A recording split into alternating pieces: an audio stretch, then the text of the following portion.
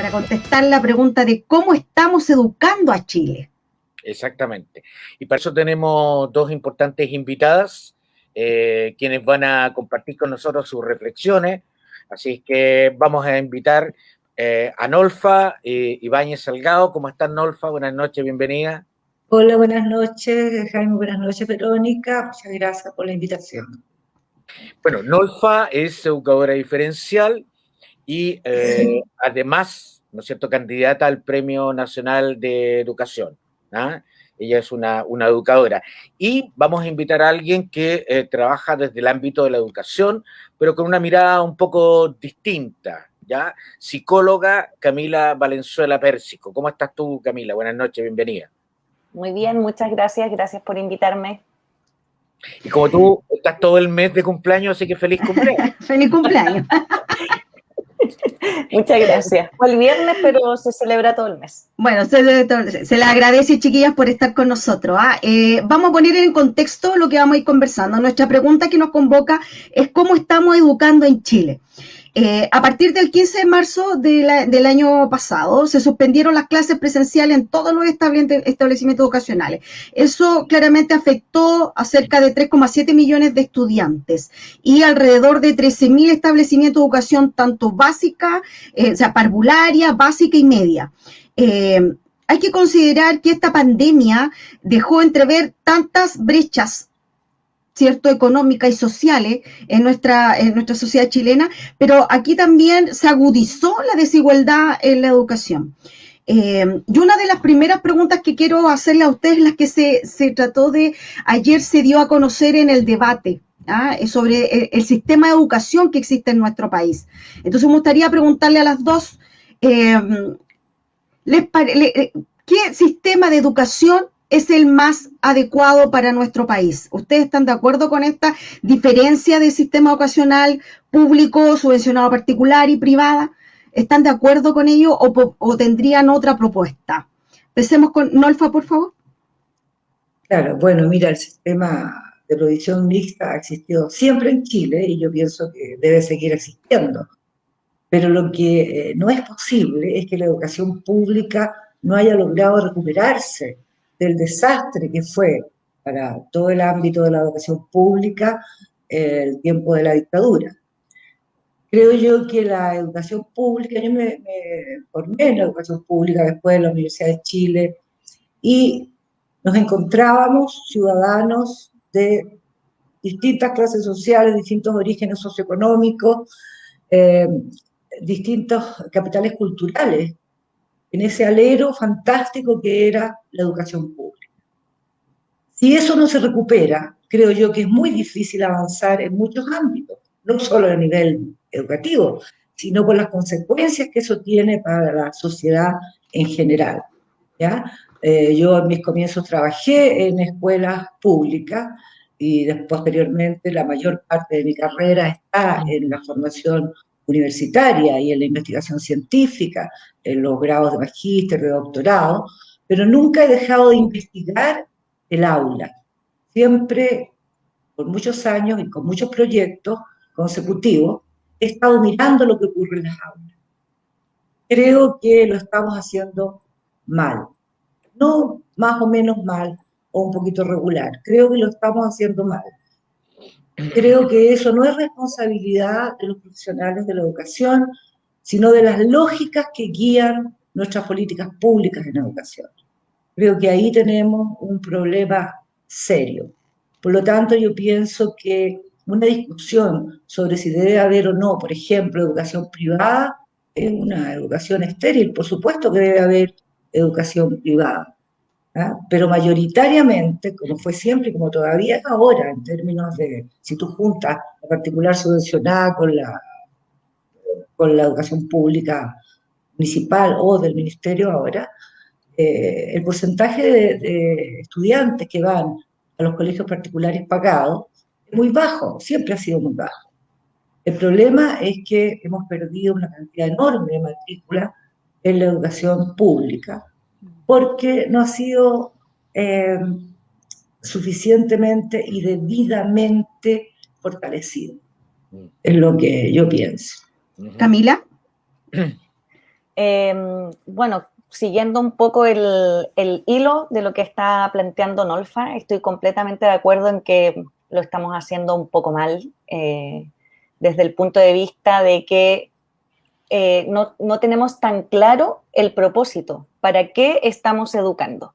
Y en estricto rigor, el sistema educativo en términos generales es un sistema palanca de cambio para muchos ámbitos de nuestra vida en sociedad. Y desde ese punto de vista considero que es justo tener un sistema educativo diverso, ¿no? Que tenga expresiones públicas, privadas, con diferentes credos, ¿no? Y que ojalá en general la pública fuera laica, pero que si hay personas que quieren elegir otro tipo de educación tengan esa posibilidad, ¿no? O sea, que exista esa libertad de elección. Lo que sí no está bien es que no sabemos muy bien para qué tenemos este sistema, hacia dónde queremos construir nuestros ciudadanos, y también de momento está como segmentado con unas brechas muy grandes que genera como unas especies de tribus de élites, ¿no? Como si eres de un colegio de número o eres de un colegio privado, de qué generación. Son cosas muy raras que van segmentando y haciendo silos en nuestra sociedad, que no es el espíritu de para qué es un sistema educativo. Un sistema educativo tendría que sostener 4 pilares de aprendizaje fundamentales que los difundió la UNESCO a través del reporte de Jacques Delors en los años 70, que es el aprender a ser, que es el cual hemos dejado completamente de lado, el aprender a hacer, el aprender a conocer y el aprender a convivir. Y hay muchos que los tenemos en niveles muy bajos, por eso lo estamos haciendo mal, porque no tenemos un propósito de para qué tenemos este sistema educativo, qué tipo de ciudadanos queremos ser, y no estamos sustentando los 4 pilares que tendría que sostener del aprendizaje de este sistema educativo. Nolfa. Claro, disculpa, no. No, te iba a señalar que hay indicadores, ¿no es cierto?, sobre todo a nivel de la OCDE, perdón, que hablan de que los estados-nación construyen los currículum pensando en qué tipo de ciudadano, un poco lo que decía Camila, o ciudadana quieren para su país. Y eso se construye a través de políticas que redundan en el currículum, es decir, qué es lo que se enseña, cómo se enseña. También hay antecedentes, tú me corriges, de que nosotros todavía usamos un sistema que heredamos desde el siglo XVIII de las cárceles francesas, con este tema de las asignaturas, donde en países nórdicos, por ejemplo, ya ha sido absolutamente erradicado. Es en los países nórdicos, Finlandia, Noruega, qué sé yo, son los maestros los que entran a enseñarle los distintos aprendizajes o conocimientos. ¿Estamos lejos de aquello? Estamos lejos, pero yo no creo que se trate de, por decirlo de alguna manera, ignorancia sobre lo que ocurre en otros lugares o sobre las investigaciones o sobre las evidencias científicas que hay a nivel global respecto a cuáles son las condiciones que facilitan o que obstaculizan el aprendizaje, sino que tiene que ver con la aceptación de un modo, de lógicas que tienen que ver más con las lógicas productivas. Y entonces, como bien decía Camila, se enfatiza el aprender a conocer. Y hay una dificultad aún mayor en el caso nuestro, porque el discurso pareciera que no es así. Hay una incoherencia entre el discurso educativo oficial, que es aceptado por todos, que nos debemos, digamos, educar y formar ciudadanos solidarios, responsables, cuidadosos del medio ambiente, capaces de resolver problemas, autónomos, etc., que se contradice con lo que efectivamente uno ve en las aulas escolares, porque nuestra educación sigue siendo, en nuestra educación se sigue enfatizando el control y la rendición de cuentas, obviando a los profesores con ese tipo de política. En circunstancias que si efectivamente nos focalizáramos en que la educación es parte del desarrollo humano de las personas, que la convivencia prolongada de los niños con un adulto tiene consecuencias no solo en los conocimientos de contenidos o materia, sino en el desarrollo humano de esos niños, bueno, efectivamente las cosas serían distintas. Tenemos un currículum altamente segmentado y, por lo tanto, alejado del mundo real de quienes son los estudiantes. No hay hilos conductores que permitan entrecruzar esos espacios. Yo he estado 2 veces en Finlandia, he estado como parte de una delegación institucional, incluso de CONICET, que nos permitió conocer en profundidad, ¿cierto?, todos los aspectos de la educación en Finlandia. Y la delegación chilena, lo más que se asombraba era que no había evaluación docente. Nosotros no evaluamos a nuestros profesores. Y quienes me acompañaban decían, pero ¿cómo no van a evaluar a los profesores? No necesitamos evaluar a los profesores.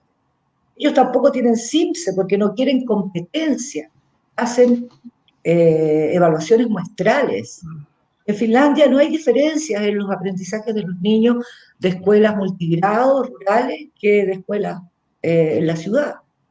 Y sin embargo, ninguna de esas cosas se dice cuando se habla de que queremos acercarnos a los resultados de Finlandia.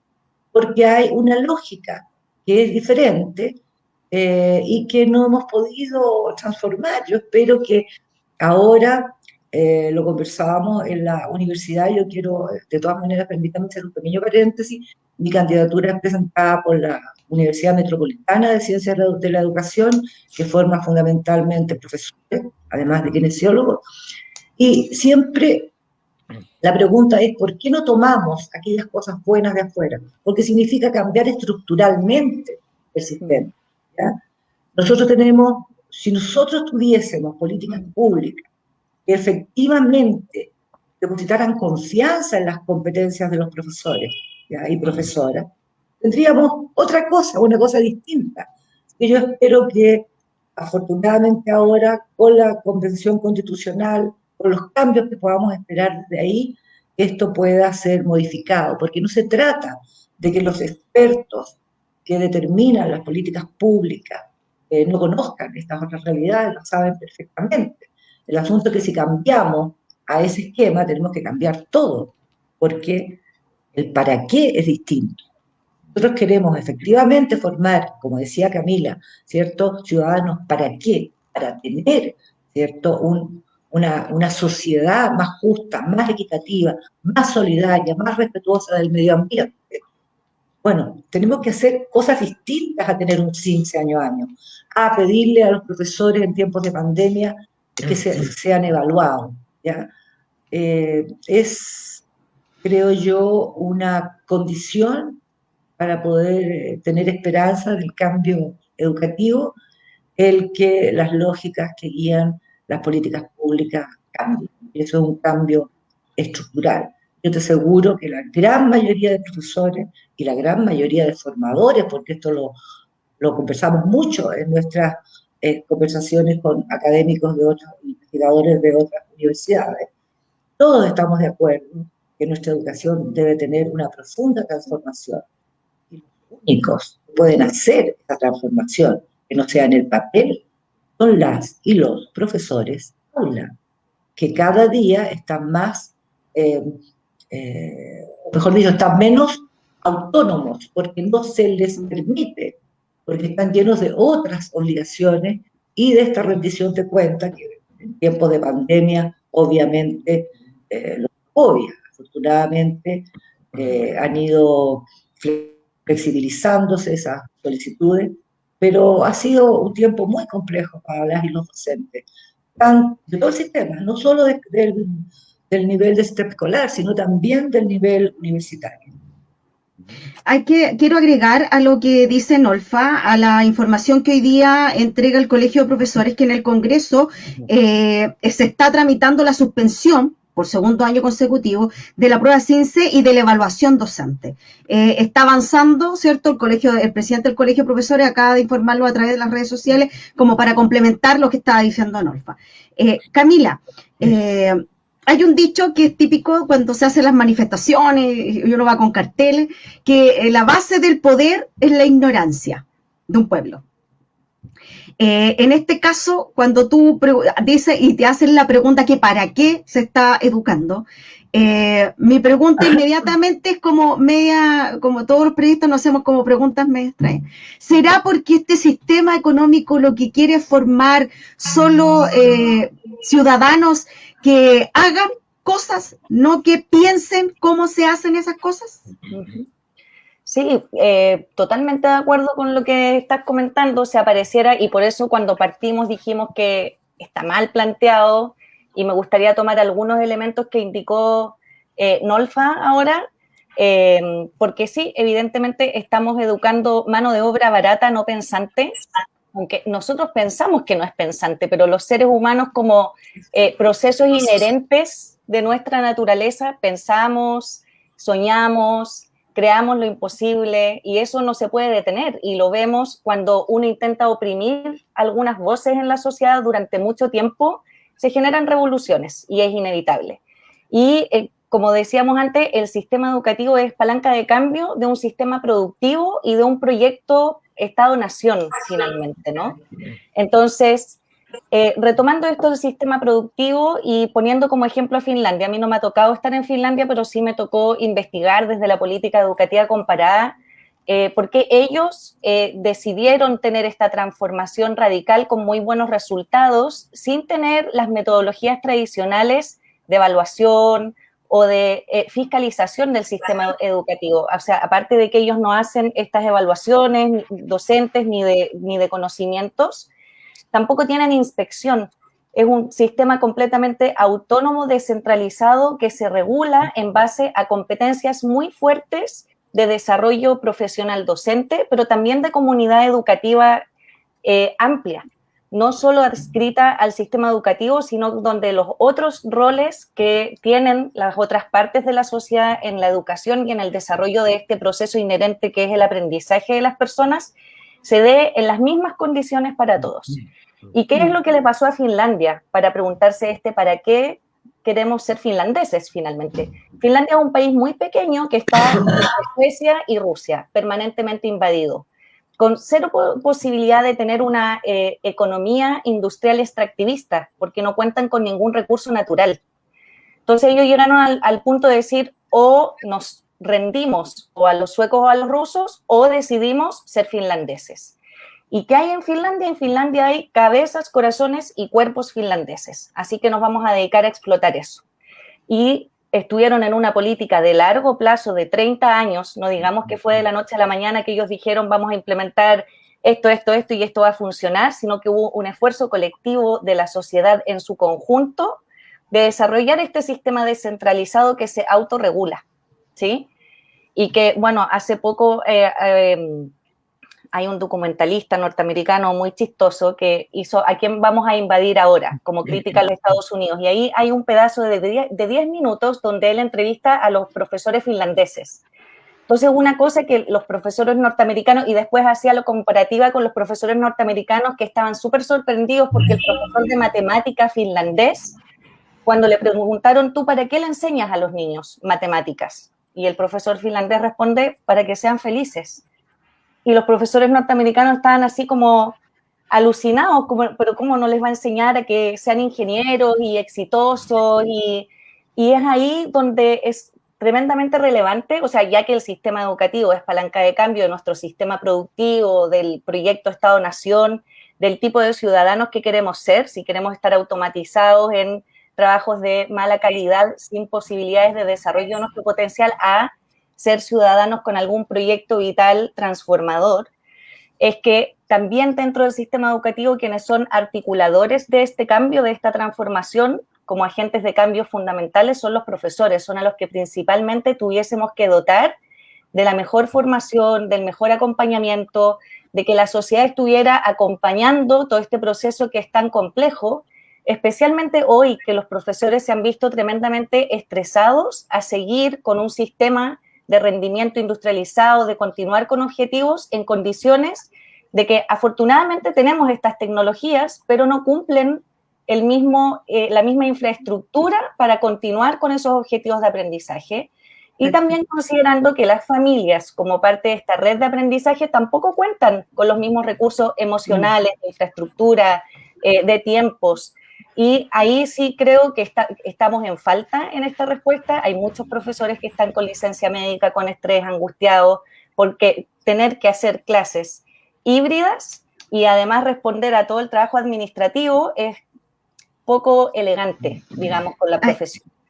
Justamente aquí uno de nuestros seguidores, Ricardo Acuña, habla claramente de los profesores tienen un doble trabajo y más gasto, y también hace mención sobre la deuda histórica que ningún gobierno se ha preocupado de cancelar. Entonces eso también tiene que ver que ningún gobierno le ha puesto el punto sobre la I en respetar al trabajo docente. Sí. Nolfa, perdón, Jaime.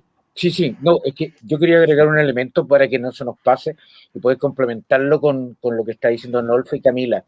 A mediados del siglo XX, Nolfa, tú tienes que haber leído obviamente sobre aquello, un grupo de educadores chilenos viaja a Estados Unidos y se acuña, por así decir, en lo que podríamos denominar la doctrina o el paradigma de John Dewey, y se crean posteriormente las escuelas y los liceos experimentales en nuestro país, donde básicamente el espíritu era el asombro, la creatividad, el pensamiento crítico, y había muchas asignaturas, había muchos talleres, había lo que decía Camila, el aprender haciendo, ese periodo glorioso de nuestra educación pública, ¿no es cierto?, donde incluso no había mucha diferencia con los colegios privados, es posible que vuelva y hago al tiro el puente con una cosa es discutir lo que se va a poner sobre la mesa en la constituyente, y otra cosa es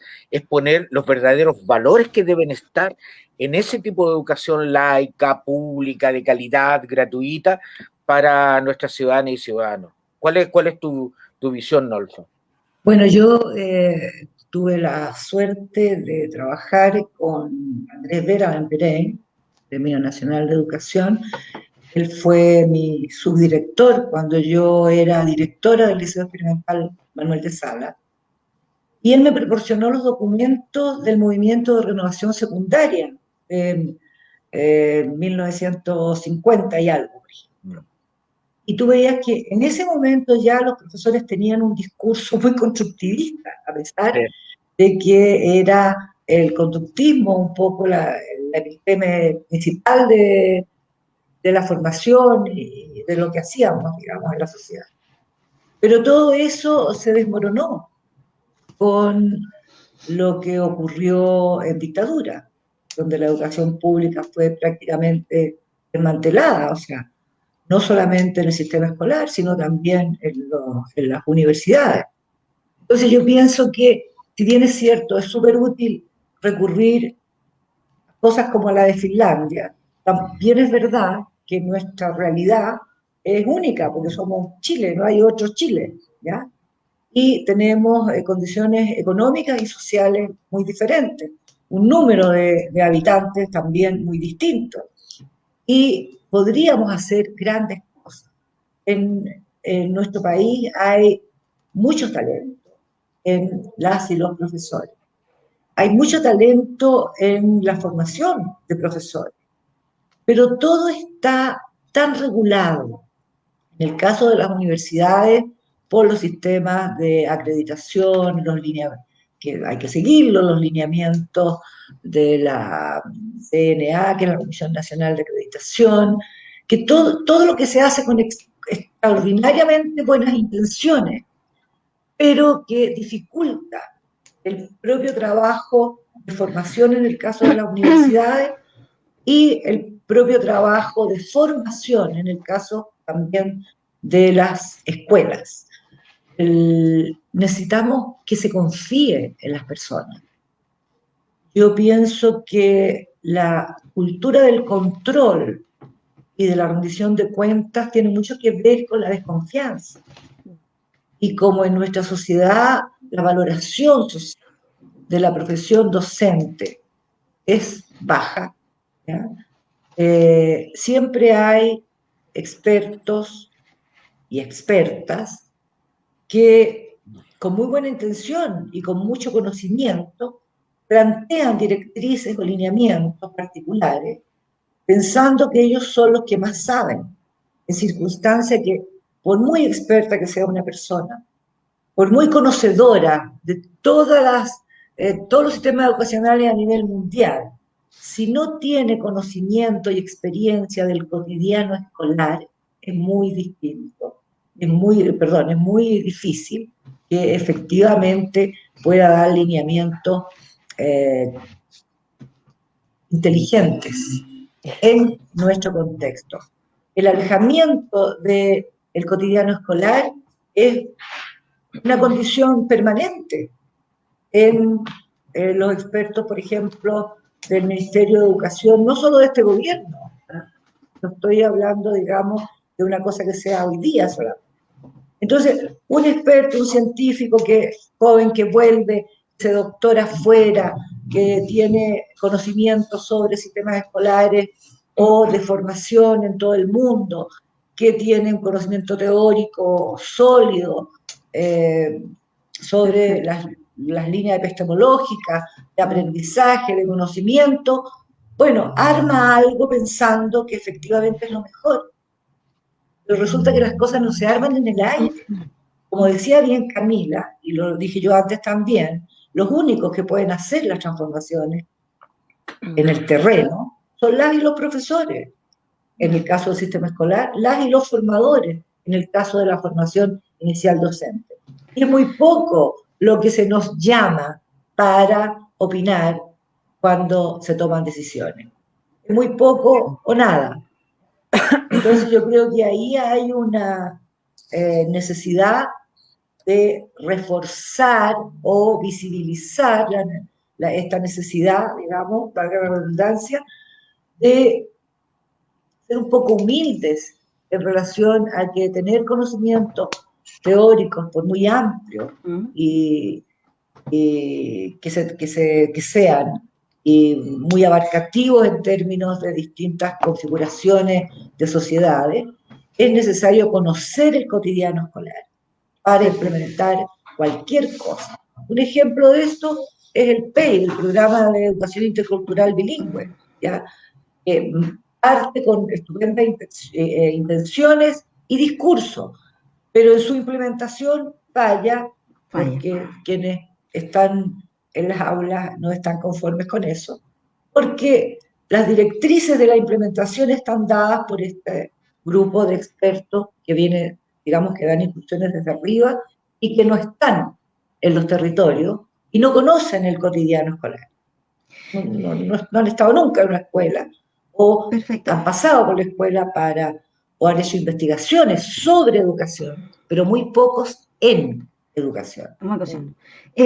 Chiquilla, hay algo que me llama la atención. Hoy día, con la pandemia, los estudiantes de todos los niveles han tenido que pasar a las aulas virtuales. Esto ha generado claramente que ha aumentado la brecha del conocimiento. Sabemos que el estudiante es un actor activo, ¿cierto? Y que necesitamos también que se aprenda del otro, hacer trabajo en grupo, el estar en el aula, que es muy distinto al estar frente a un computador. ¿De qué manera, como en poquitos minutos porque ya nos queda poco tiempo, de qué manera, Camila, y de qué manera, Nolfa, se va a poder remediar esto? Esto es un proceso que va a tener que recuperarse a corto o a largo plazo para mejorar estas carencias que van a quedar estos estudiantes en estos 2 años de pandemia. Camila. Sí, bueno, primero le quiero agradecer a Ricardo Acuña, que he estado leyendo todos sus mensajes, muy participativo y activo, muy involucrado en el tema. Y antes de entrar al tema de cómo recuperar esta brecha que se está generando en este contexto, me gustaría agregar a la deuda histórica y también declarando un poco lo que estaba diciendo Nolfa ahora, ¿no? Los dichos aberrantes de algunos ministros en este periodo en relación a ningunear a los profesores. Creo que eso también habría que agregarlo a esta deuda histórica y retomar procesos de formación normalista o, como estaba comentando Nolfa, de estos procesos de más revolucionarios que habían en los años 50. Y desde este punto de vista, como como sociedad estamos escribiendo esta nueva constitución donde la segunda profesión más representada es la de los profesores.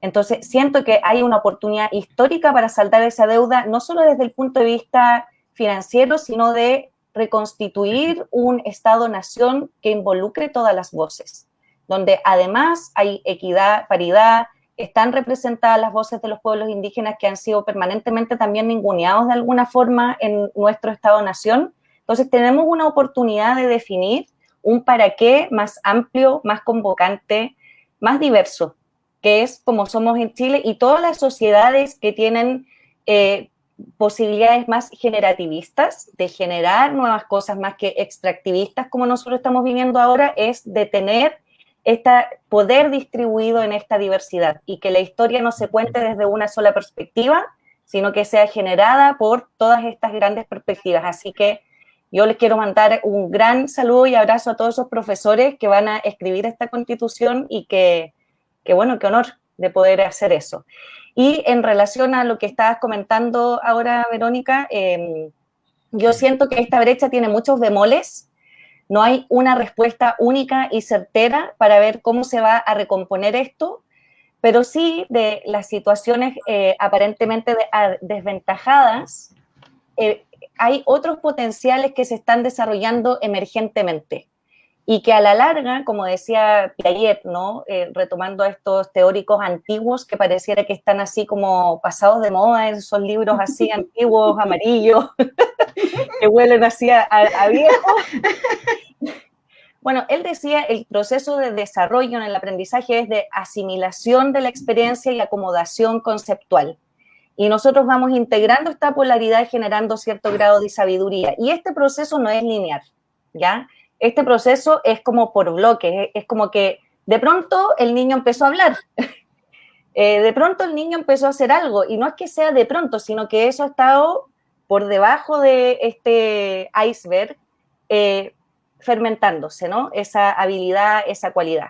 Entonces, aparentemente nosotros no estamos logrando ciertos objetivos de aprendizaje en este periodo, pero como este proceso es inherente, evolutivo y permanente de los seres humanos, las personas están desarrollando otro tipo de competencias, habilidades, perfecto, aprendiendo a manejar el tema digital, aprendiendo a relacionarse y a establecer confianzas sin la presencialidad, que yo siento que fortalece las colaboraciones desde algún punto de vista, y otro tipo de actitudes como generar algún tipo de autoconocimiento personal que no esté proyectado en un grupo. Perfecto. Y poder sacar lo mejor de nosotros mismos. Después habrán muchas medidas compensatorias para recuperar esos aprendizajes que dicen que son devastadores en esta generación, lo cual yo no creo. Yo creo que los seres humanos siempre hemos tenido capacidades para compensar estas etapas.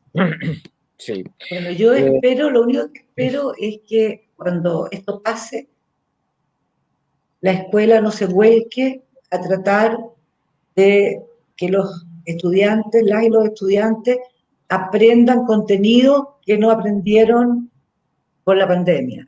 Eso pienso yo que sería terrible. Yo espero que esto sea una oportunidad, porque si hay algo, si es que hay algo bueno que ha resultado de toda esta situación terrible, es que la sociedad se ha dado cuenta de lo importante que son las y los profesores para el desarrollo de sus hijos e hijas.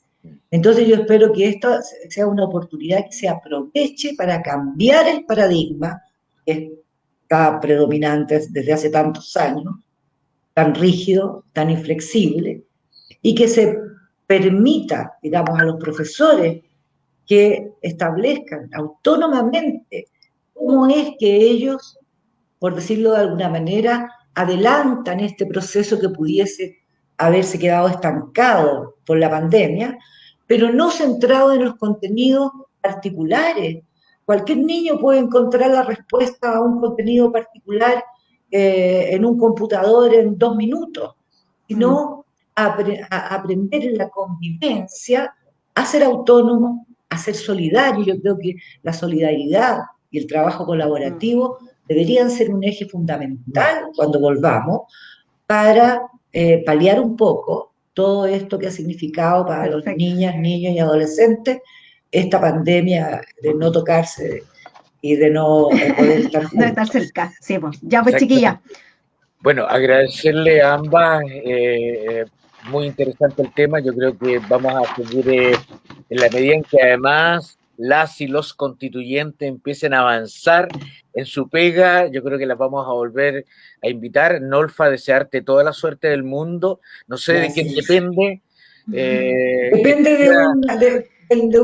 de un jurado que es nombrado, entiendo, tanto por el ministerio como por la... Entiendo que hay personas que son siempre las mismas, que el ministro de Educación, el rector de la Universidad de Chile, el premio nacional anterior, que en este caso es la doctora María Victoria Peralta, y hay dos personas más que no sé quiénes las nombran, la verdad debería saber, pero ahora voy a averiguar, porque esto recién termina los antecedentes, la Universidad Metropolitana los presenta la postulación, creo que hay plazo hasta el 30, en julio se nombra el jurado y en agosto se determina. Así que Ya. vamos a ver cómo nos va, ¿ya? Mucha suerte. Para poder tener voz también en estos cambios. Eso es Sí, importante. ¿ya? eso, súper. Bien. Así que mucha suerte Gracias con por la su invitación. candidatura. Gracias. Gracias, y gracias Gracias, también Camila. a Camila. Chao, Muchas Camila.